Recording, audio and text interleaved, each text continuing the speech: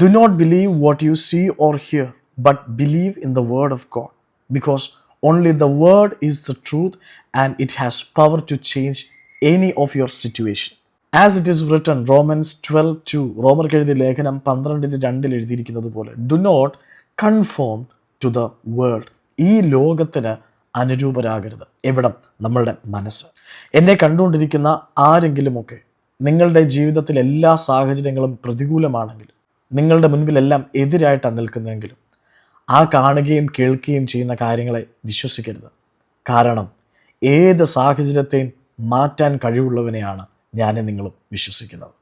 മാത്രമല്ല, ലോകം പറയുന്നതല്ല, നമ്മളുടെ മനസ്സ് പറയുന്നതല്ല, നമ്മളുടെ കാഴ്ച പറയുന്നതല്ല, എഴുതപ്പെട്ട ദൈവവചനം എന്നെയും നിങ്ങളെയും കുറിച്ച് ഞാനും നിങ്ങളും ആരാന്ന് പറയുന്നുവോ, ഞാനും നിങ്ങളും എന്താകുമെന്ന് പറയുന്നുവോ, അതാണ് സത്യം. ഒരിക്കൽ ബെഥാനിയയിലെ ലാസർ മരിച്ചു. കല്ലറയ്ക്കുള്ളിൽ തന്നെ അടക്കി. 4 ദിവസത്തിന് ശേഷമായി യേശു വരുന്നത്. അവിടെ ഇരിക്കുന്നവർ പറഞ്ഞു, യേശു ഇവിടെ ഉണ്ടായിരുന്നെങ്കിൽ ഒരുപക്ഷെ ലാസർ ഉയർത്തെഴുന്നേറ്റാനെ. എന്നാൽ അതുവരെയുള്ള അവരുടെ മുഴുവൻ നിരൂപണങ്ങളെ മാറ്റിമറിച്ച് നാറ്റം വെച്ച് 4 ദിവസം കല്ലറയ്ക്കുള്ളിൽ കിടന്ന ലാസറിനെ യേശു മരിച്ചവരിൽ നിന്നും ഉയർത്തെഴുന്നേൽപ്പിച്ചു.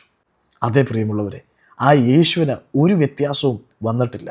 എത്ര വലിയ പ്രതികൂലത്തിൻ്റെ അവസ്ഥയിലാണെങ്കിലും, എത്ര വലിയ രോഗത്തിലാണ് നിങ്ങൾ എന്നെ കേൾക്കുന്നെങ്കിലും, ഈ ആഴ്ച നിങ്ങളുടെ ജീവിതത്തിൽ അത്ഭുതത്തിൻ്റെ ആഴ്ചയായി മാറട്ടെ. ഞാൻ അത്ഭുതങ്ങളിൽ വിശ്വസിക്കുന്നു. കമൻറ്റ് ബോക്സിൽ എഴുതിയാട്ടെ, ഇത് എൻ്റെ അത്ഭുതത്തിൻ്റെ ആഴ്ച.